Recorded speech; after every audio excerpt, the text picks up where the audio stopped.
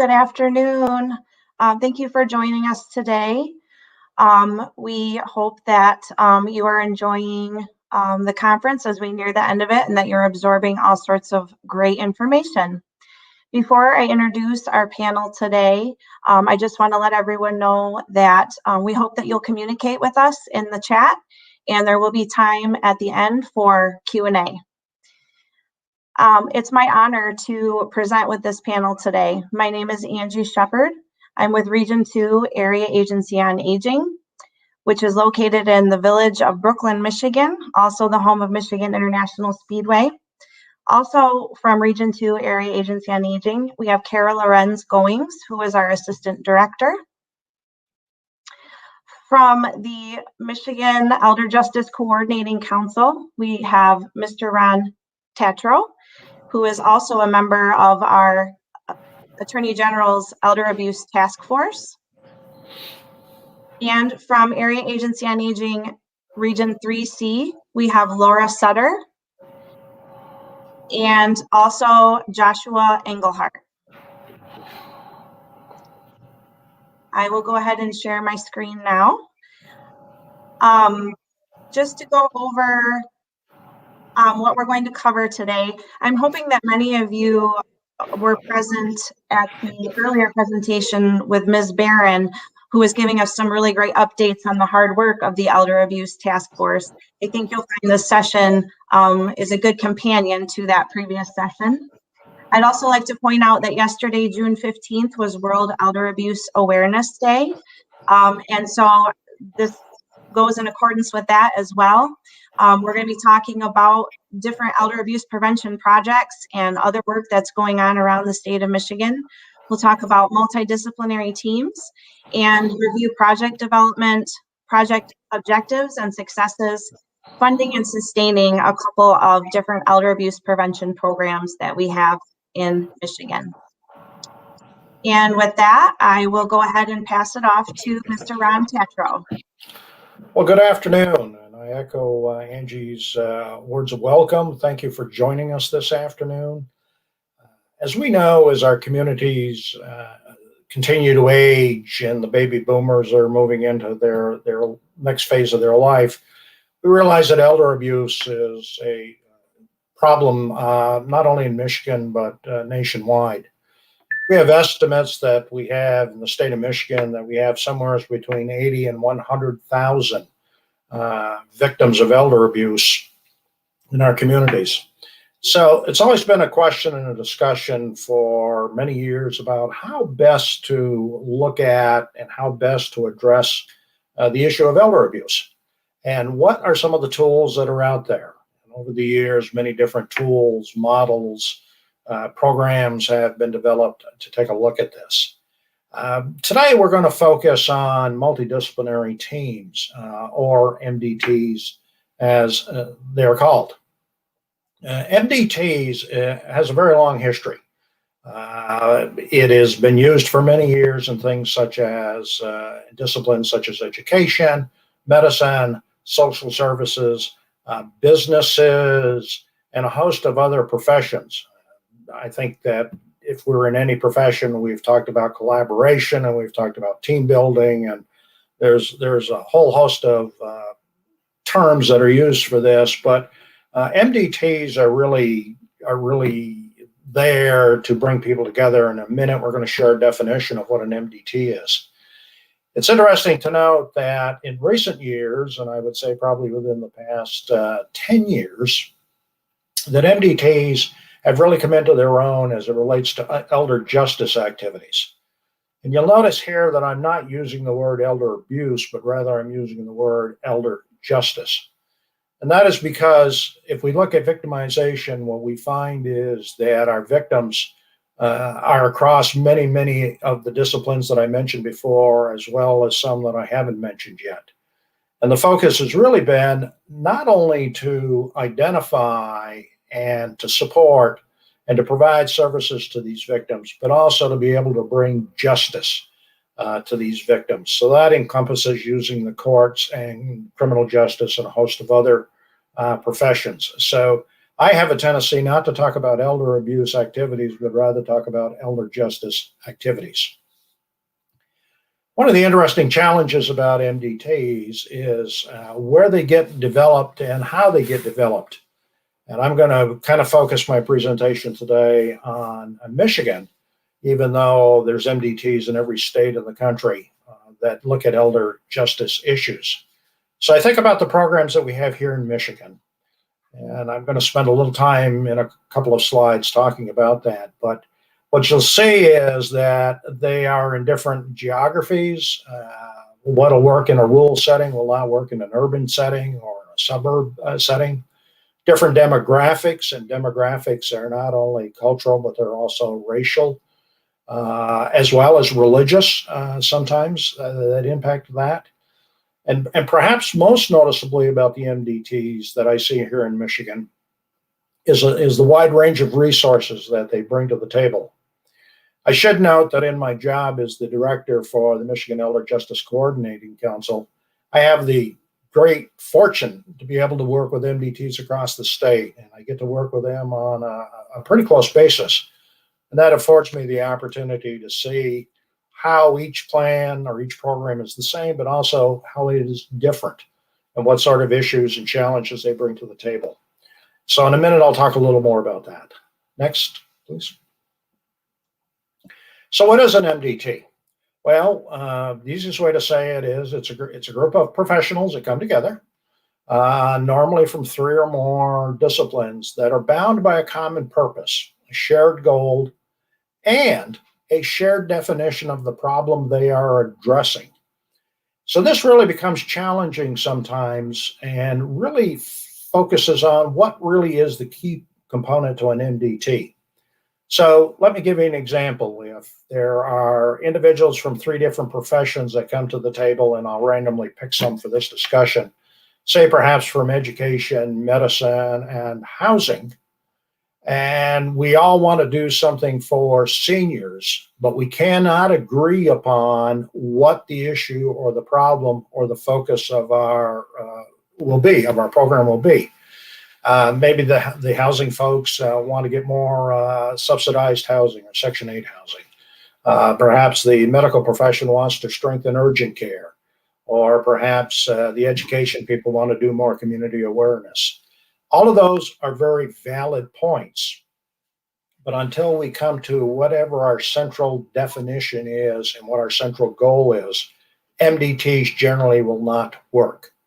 So as communities are thinking about either how to enhance a current MDT or create a new MDT, it's easy to get people to the table. It is more challenging to get a shared goal and a common definition of what we're trying to look at. Next. So what are some of the benefits and the challenges of MDTs? I'm going to talk about a couple of different approaches and a couple of different snapshots here. And while the presentation today on MDTs is relatively time limited, there are many other resources out there that can go into great depth as to these points that I'm talking about. So from my perspective, and I think most people engaged in elder justice MDTs would second this, the benefits far outweigh the challenges. It affords the opportunity for a community or a group of people to come together, to build a strong partner network, and to improve the communications between these partners. Many of us that engage in a lot of different activities and a lot of different professions, with professions, are always struck by the fact that as you're having conversations or having meetings, people are using different terminology to describe the same problem, as an example, or that they do not understand what their fellow professional does. I can think of countless meetings, as we all can, in which someone will turn to a fellow professional and go, well, I thought you could do that, or I didn't know that you couldn't do that, or I thought you'd take care of that. So probably one of the major benefits is to improve that communications. Coordinated provision of services, as well as the opportunity to collaborate. So collaboration comes in a couple of forms. One is external and internal. And let me comment on the the internal coordination and provision of services.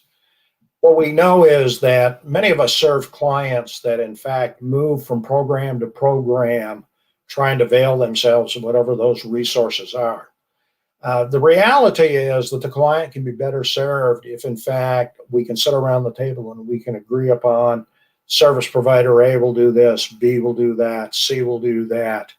That reduces duplication, and to be honest, it saves funding in many cases. Some of the benefits externally is the opportunity to come together. Anyone who works in the nonprofit world, as we all do, realizes that funding streams today are both limited and quite challenging. And one of the keys that all funders are looking for these days is a collaborative process between many different partners coming to the table. MDTs, you already have that partnership built. So the opportunity may well be there for one or more partners to come together to jointly apply for funding sources. But most importantly, it's better support for the victims, the people that we, at the end of the day, we are here to serve. What are some of the challenges?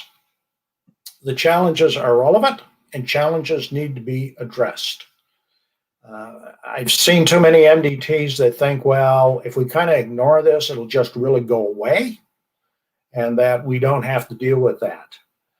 One of the issues that I see quite frequently is either the lack of or the loss of a local champion. You have an individual in the community, an individual in a given program who is very, very passionate about wanting to take on a project. And subsequently, when they take that project on, it becomes a success. And it becomes a success because they're really driving that project and they're focusing their time and their energies on that. When that champion leaves, either through retirement, job transfer, leaves the profession for whatever reason, many times the MDT falters. And the reason that the MDT falters is in part because of the loss of that local champion, but also because support of the MDT never really reached into the organization to get the support of the organization. So I counsel MDTs that when you are creating or strengthening your MDTs, it's great to have the champion at the table. And I can name many of them throughout Michigan that are at the table and that are driving these changes. But it's also equally important that their agency has bought into this and that MDTs engage organizational leaders to ensure that as personnel transition, that there is an opportunity for the agency or the organization to replace them with someone equally challenging. And then very quickly, conflicting interests and bureaucratic roadblocks. I have a tendency to say that one of the wonderful things about bureaucracy is that we actually encourage elder abuse. And the way we encourage elder abuse is by putting up roadblocks. That can range from things such as confidentiality to the statute, to departmental policy, to agencies' protocols. Those roadblocks, in addition to conflicting interests, think back to the previous slide where we talked about a common goal, can be the death knell for MDTs. Next.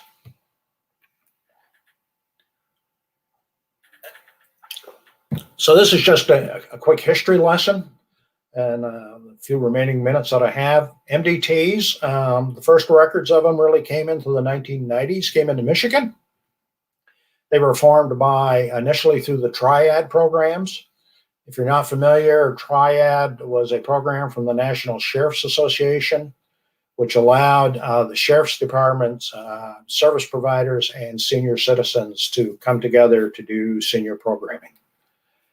We went through a period of time in the early part of this century in which the Department of Justice funded a number of grants, which allowed us to actually create MDTs. First one created with that was a program that was created in Metro Detroit, the Community Response Coordinating Program. And the most recent one was last year, which was created in the UP. In 2013, Michigan created something called the Michigan Vulnerable Adult Protocol. Was signed into law by Governor Granholm at that time, or excuse me, Snyder. And the focus there was really to begin looking at how better can we bring people to the table to address elder abuse investigations at that time. Today, there is 32 MDTs in Michigan. They cover the entire state, but there is always room for more. The more, the better. And if you had an opportunity to listen to Deputy Attorney General Catherine Barron's presentation this morning, you probably heard her say that MDTs is one of the current initiatives of the state Elder Abuse Task Force, and will continue to be an initiative for at least another year, that program. Next. So before I turn it over, I thought I would just give you some quick examples of different types of MDTs around the state. I talked about commonality. They are all individuals that come together. To give you an idea about scope and size, we have the program in Genesee County, which has about 70 members in it. We have a MDT in Baraga County, which is in the upper UP, if you're familiar with it, up towards Holton and that way. And the last time I spoke to them, their membership varies between 5 and 7 people. So it depends upon the size of the communities, but different types of programs. So in Kent and Muskegon and Genesee, we have very active hoarding prevention programs. And the MDT is the primary driver of those programs, where they focus on how best to address hoarding in their respective programs. They engage mental health professionals, they engage aging, they engage governmental agencies such as fire inspections, health inspectors, and those types of folks to work in concert with them. Other MDTs don't engage so much in hoarding, but they are very active in awareness and education. I spoke about the program in Detroit. There's a very active program in Calhoun County, and there's one in Berrien County. And their focus is really how can we better educate not only our community members, but how can we educate our fellow practitioners and how to deal with these issues. Case review. Case review is an opportunity for MDT members to bring cases to the table. Now, these cases may or may not have a criminal element to it, but they all have one thing in common, and that is that there is a victim, in this case, a senior victim, who is now surrounded by a team of professionals to look at the cases.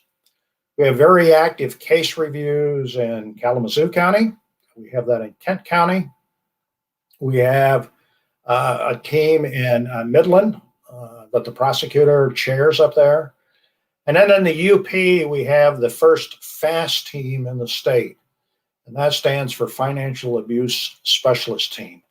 And that is really a hybrid of case review as well as the awareness and education and all the other components. It brings them all together in that particular model.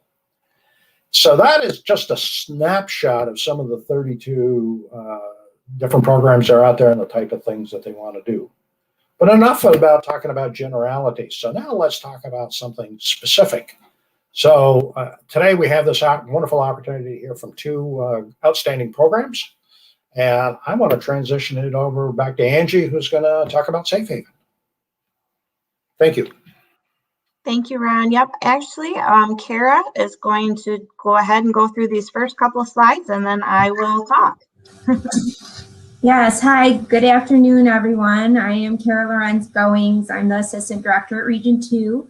I'm so happy to be here, and what a nice segue, Ron, talking about everything that's going on statewide and collaborative efforts that are going on. So we are Region 2 Area Agency on Aging. We do hold a program called the Safe Haven Program. We like to show this slide just to remind everybody where we're located. We are Jackson, Lenawee, and Hillsdale County. We've been doing this work for over 40 years, although Safe Haven is one of our newest programs. So we're going to, and we're so pleased and proud of the program, as well as partnering with wonderful area agencies on aging like 3C here that's joining us today to talk about their program as well. So Angie, do you want to go to the next slide, please? Thank you. So what is Safe Haven? I mentioned it's one of the newest programs at Region 2 Area Agency on Aging. It has been established since 2017, and Angie will go through some of the details of how that occurred. So if you look at this slide here, it really talks about the meat of it, which is it provides 6 to 8 week period of ongoing safety and support services for vulnerable adults who have been neglected or exploited or any sort of form of abuse. So again, we serve Jackson, Lenawee, and Hillsdale County. A big portion of something Safe Haven does is our temporary emergency housing or shelter. We also offer information and referral to different, anything people need, as you can see there. We do advocacy services for the participants. We do in-person crisis intervention. Many a times we'll get calls later in the day and that sort of thing. And we try to be part of this MDT in our area to make sure we support the efforts here. Emergency financial assistance, emotional support, peer support.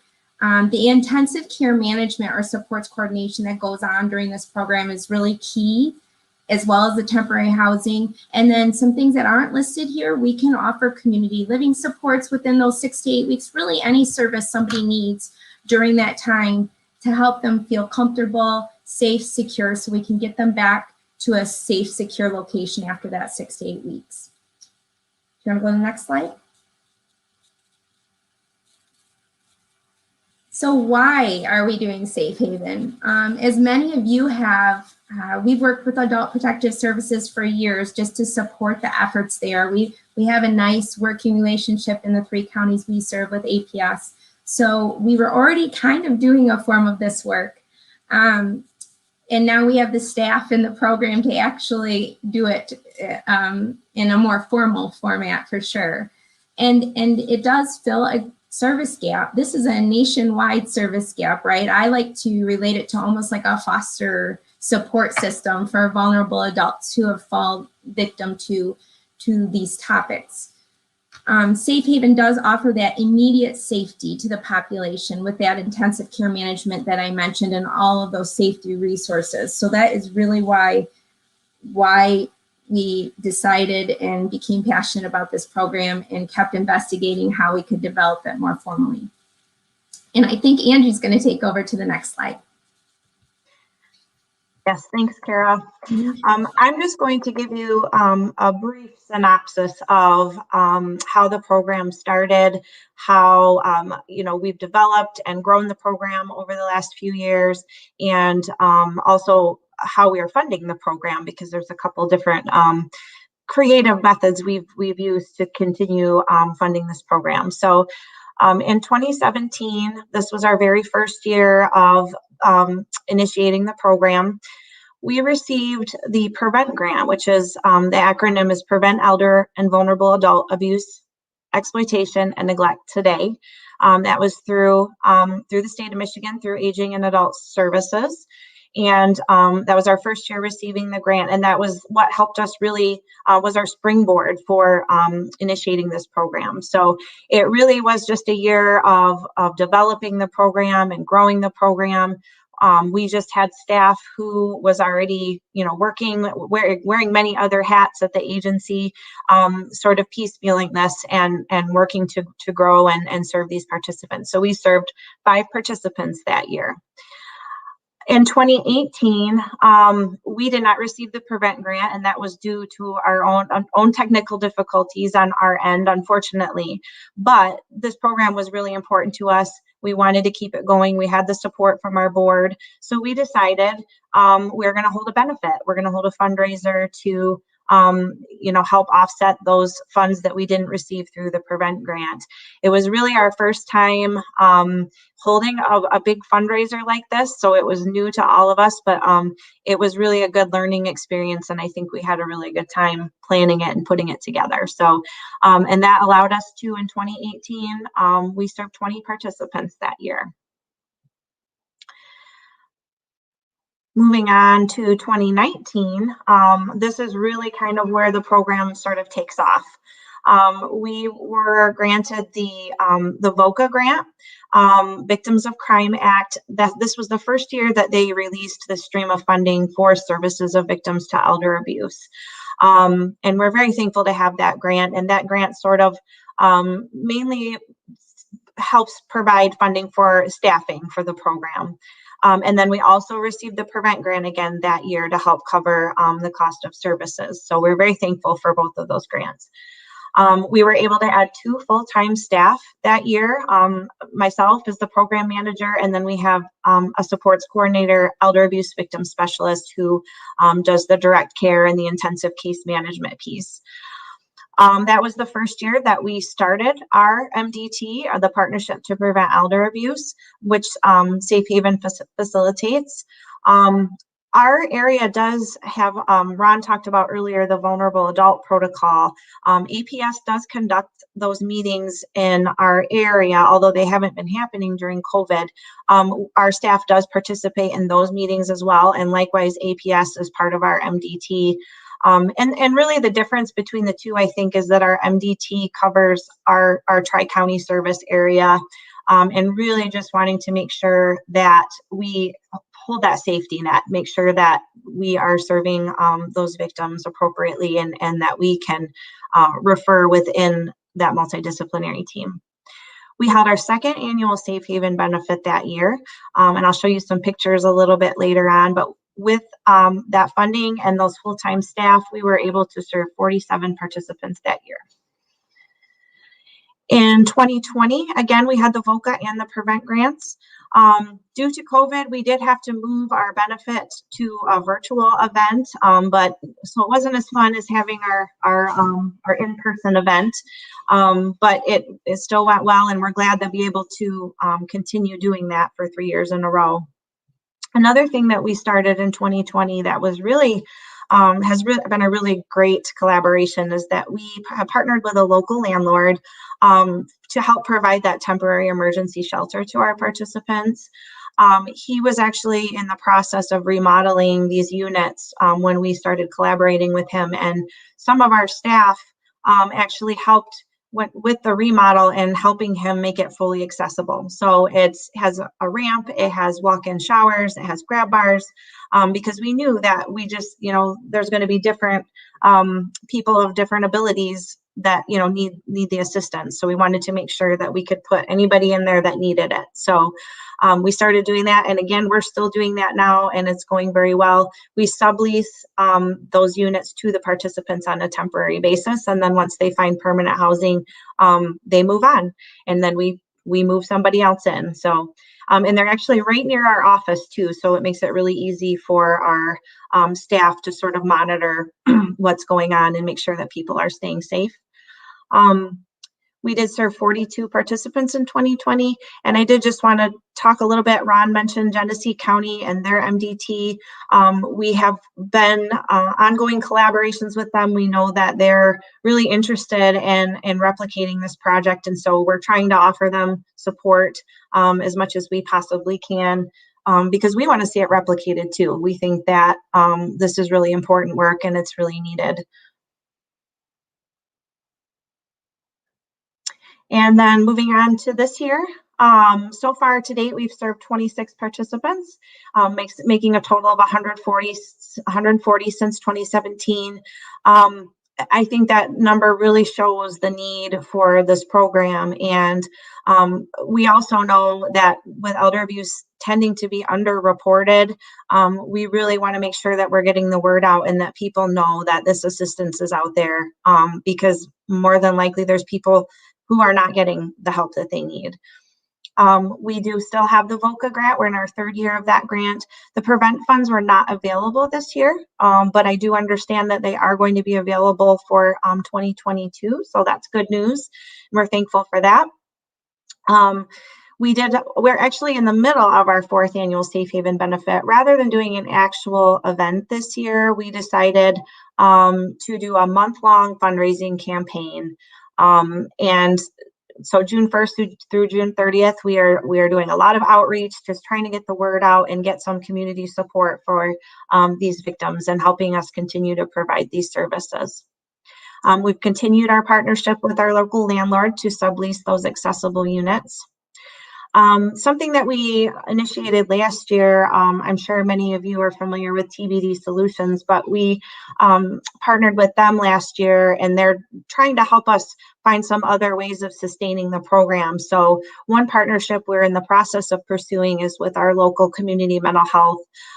We found that a high percentage of our Safe Haven participants were also eligible for community mental health services as well. So we're looking into the possibility of being able to bill some of those Safe Haven services to Medicaid. So we're hoping that that is a positive outcome and that that partnership keeps moving forward.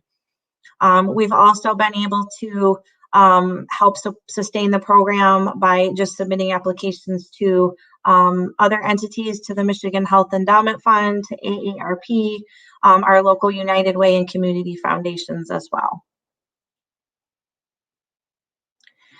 Just talking a little bit about our MDT, the Partnership to Prevent Elder Abuse. As I mentioned earlier, the whole goal is to form a safety net for these victims. We are a very community-based, multidisciplinary team, and we really work hard to address all issues of abuse and neglect toward vulnerable adults. We meet about once a month and we share information. We share ideas on how to address and help victims and to address elder abuse. Involved in our coalition, we have Adult Protective Services, local law enforcement. We have some really great financial institutions in our area that are really trying hard to circumvent this exploitation that they see so often. Local prosecutor offices, legal aid, and then other community and informal supports. Some of our coalition members have attended training for dispute resolution mediation training focused on elder issues. And that was something that came about through the coalition, and we have several members who are trained in how to do that type of work, which is really great. And then our future plans for our MDT is to start inviting community members who represent vulnerable adults in our community and who have been actually served by Safe Haven as well. We think that their input is going to be extremely valuable. And just to share some pictures with you, this was our first annual Safe Haven benefit. You could see we had a really good turnout. We had some great speakers. We had Representative Brana Kali, who came, and she's always been a really great supporter of aging and adult services in our area.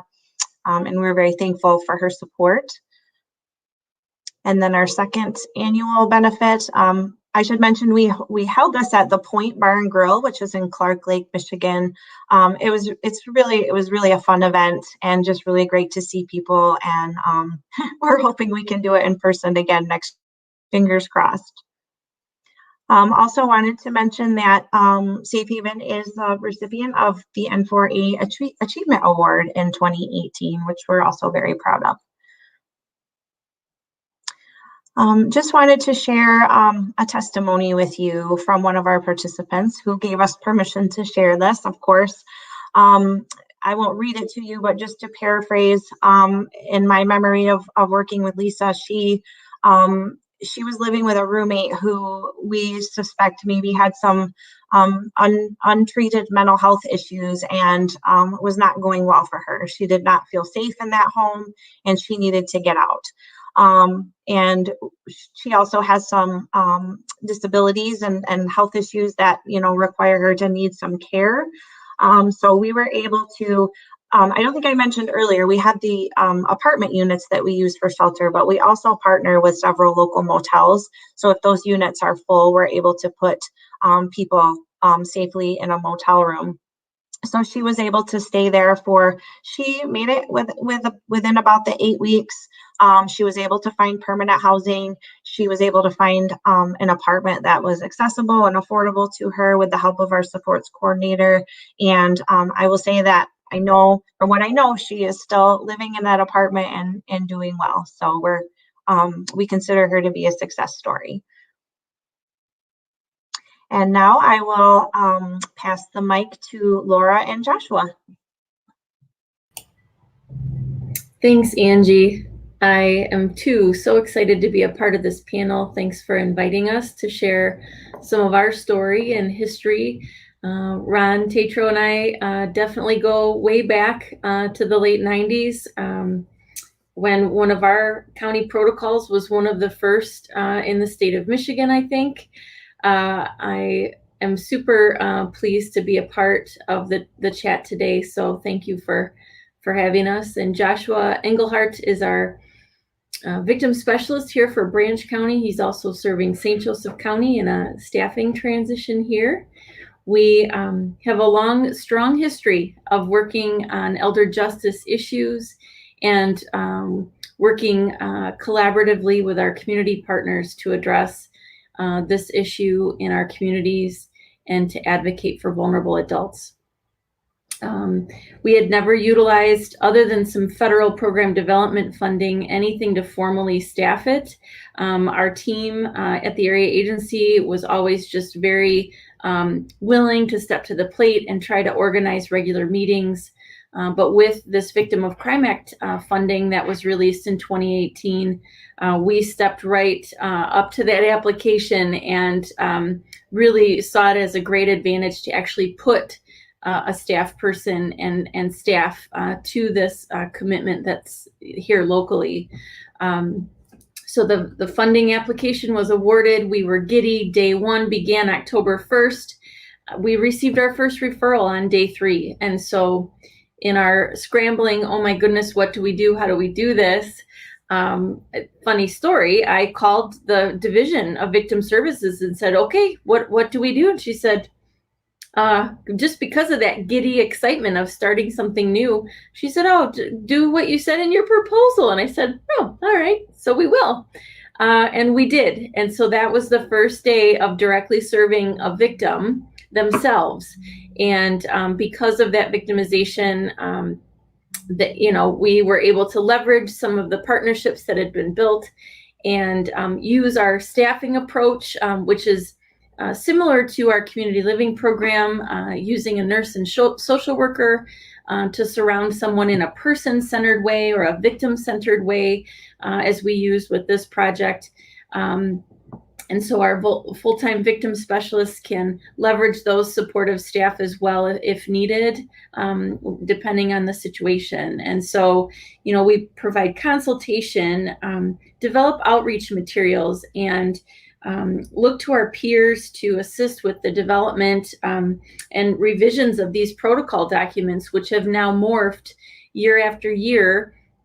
And most significantly, I would say in 2013, when the statewide protocol was introduced, we wanted to use that model protocol, and model ours locally to reflect those statewide best practices. So, we're so excited to be considered a pioneer with Region 2 and with Genesee County. It's a real rewarding part of all of our jobs, I would say, to support somebody and help them through that trauma that they're experiencing, and perhaps helping them make changes that can better themselves and their situation is super rewarding. Okay, next slide, please. So in our 2-county planning and service area, we serve both Branch County and St. Joseph County. We have an Elder Abuse Prevention Coalition, they call themselves, here in Branch County.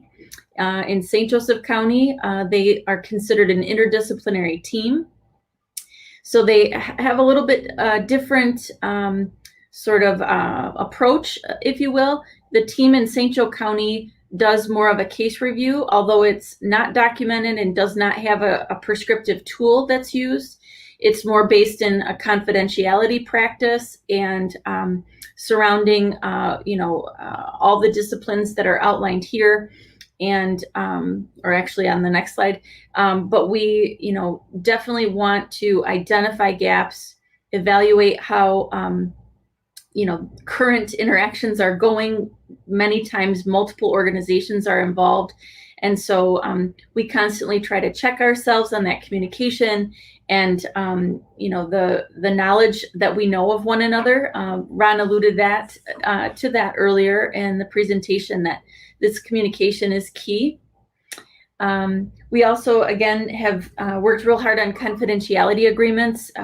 That's recently, in the last few years, been revised locally, and we do, if we do have an invited guest that's not formally a part of the signed protocol document, they're asked to sign a confidentiality agreement.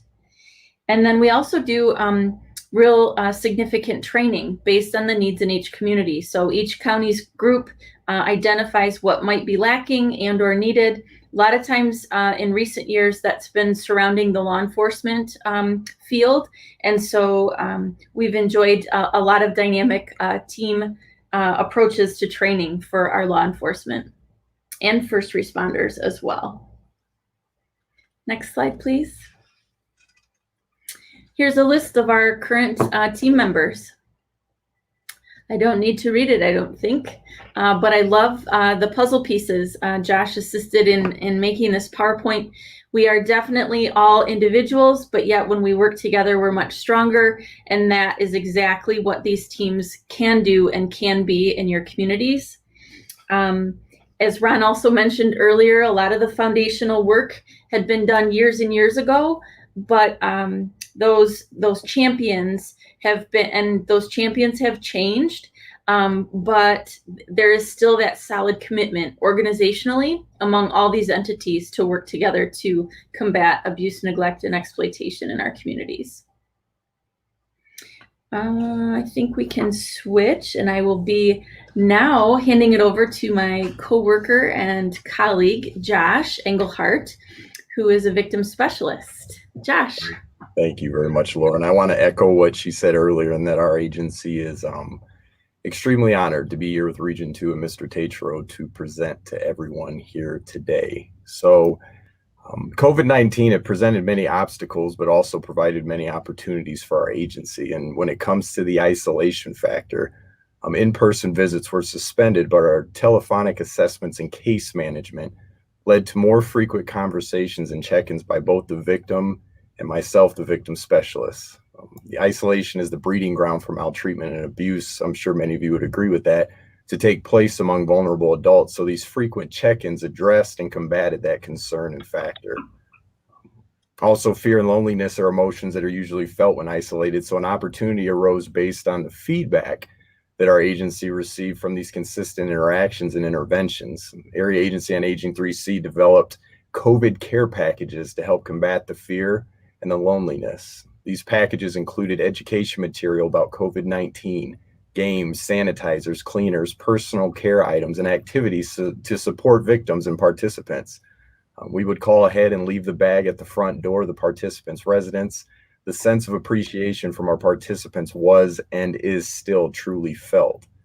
Another opportunity that presented itself during these unprecedented times involves our MDT meetings. With mostly every meeting across the world being virtual, this allowed for our agency to involve other organizations from around the state in these meetings who stand with us to better educate the community and identify and prevent elder abuse. You go to the next slide, please. Our agency looks forward to hosting an in-person 2-day, 2-county Elder Justice Symposium. This symposium was literally all set and ready to go, as Laura would attest, scheduled for March, and you guessed it, 2020. So it had to be canceled due to COVID-19. The symposium's purpose, though, will be to train key professionals in the recognition, reporting, prosecution, and prevention of elder abuse, neglect, and exploitation.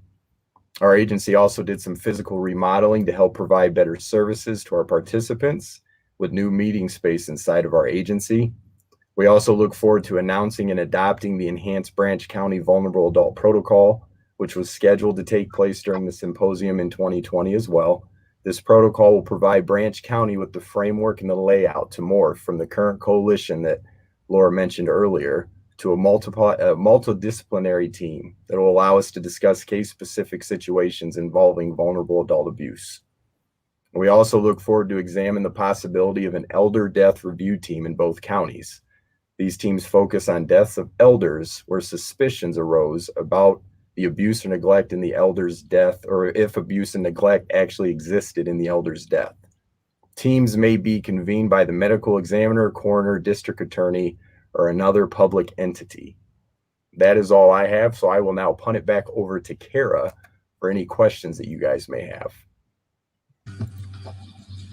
That's right. Thank you, Josh, and thank you, Laura, and thank you, everyone. I love rehearing this information myself, and these are just really good programs, foundations that our area agencies have built.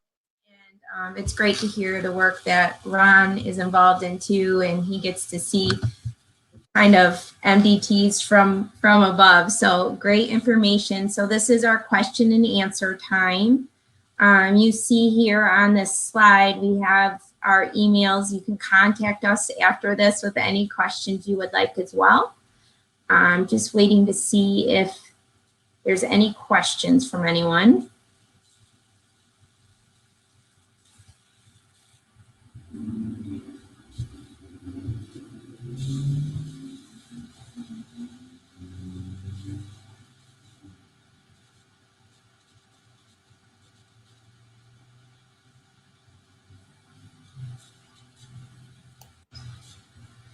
No questions so far.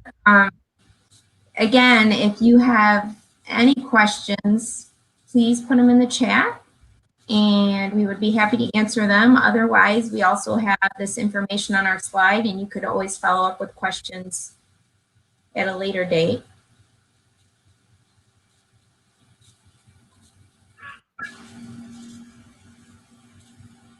In our preparation for the session today, I remember our group talked and in our planning and process, we thought, what would we do if there were no questions? And so I think I would mention briefly that we're all thinking ahead of ourselves a bit in terms of once the world does open back up and things begin to normalize a bit more, what we might be facing. There's COVID relief funding and some other opportunities that we're all sort of looking into as we want to continue this work. But I think we're in for a real sort of eye-awakening and eye-opening experience once older adults start venturing out more and our staff are able to go out more and visit people one-on-one. So I guess I would raise that up to everyone to maybe comment on that.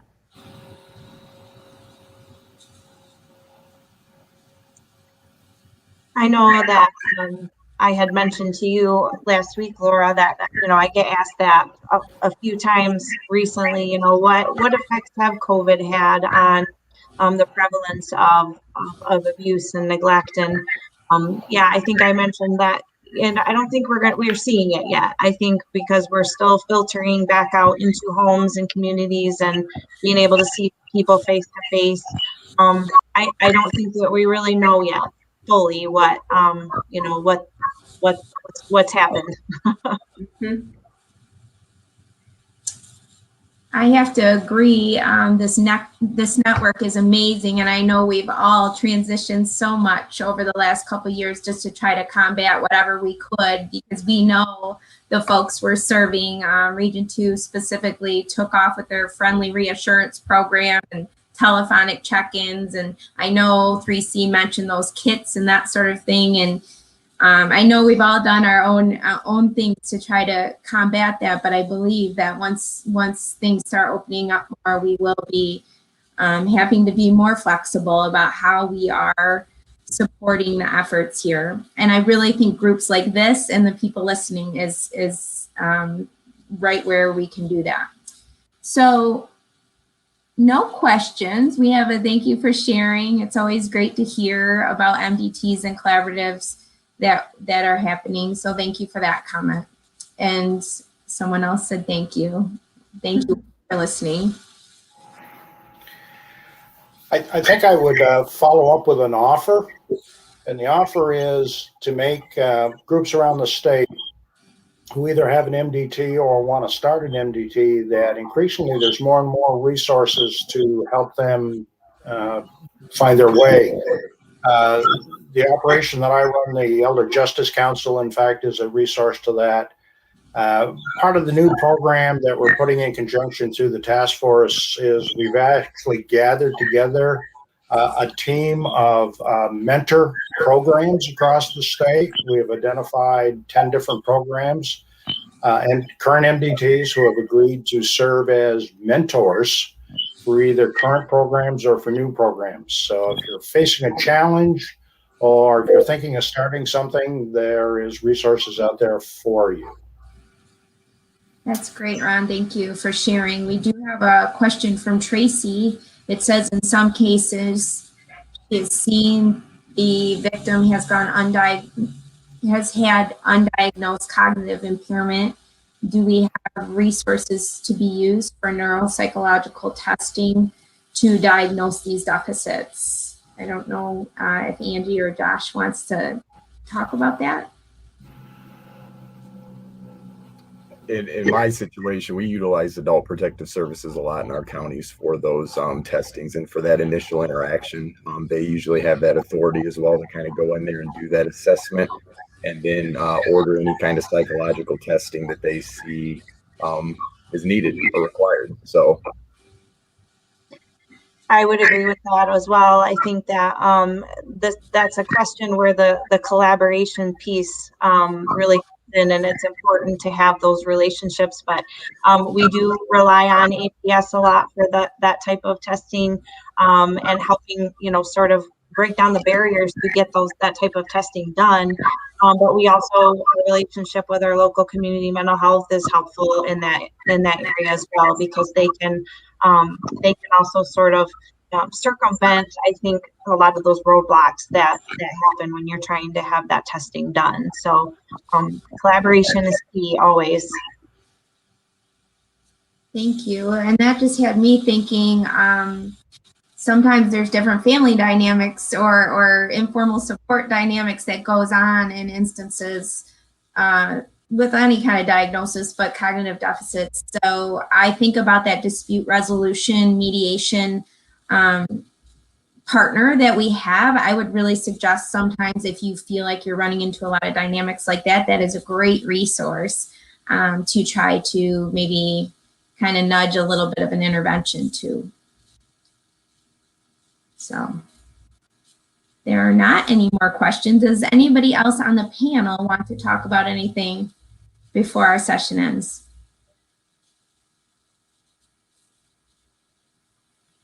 No. All right. Well, thank you all. Thank you all for listening, and thank you to our panel for sharing all this great information today. Thank you. Thank you. thank you. Have a good rest of the day. Bye.